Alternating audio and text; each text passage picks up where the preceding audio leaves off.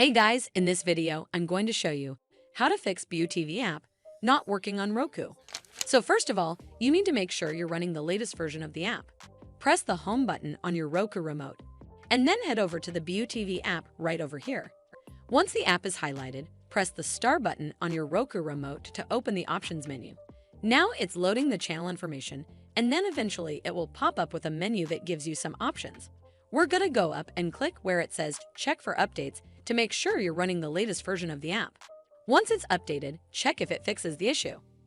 But if you still encounter this issue, then you need to hard restart your Roku device. So the first step is to turn off your Roku device using the remote. Then unplug the power cable from the power outlet. Wait for 3 to 5 minutes, and then plug the power cable back in and turn it back on.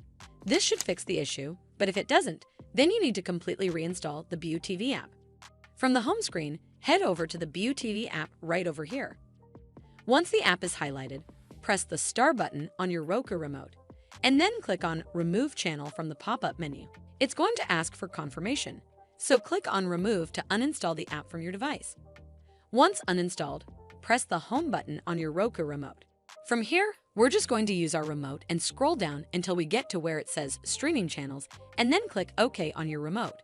Once you're on this screen, scroll down to Search Channels and type in the app name, and it will then show up right over here. Scroll over to the right, and then click OK on your remote. Then we're going to click OK on where it says Add Channel to install it back on your device. Well, that's how you fix BYUtv app not working on Roku. I hope you found this video helpful, and if you did, make sure you give it a thumbs up to see more videos like this, and don't forget to hit that subscribe button. We'll see you in the next one.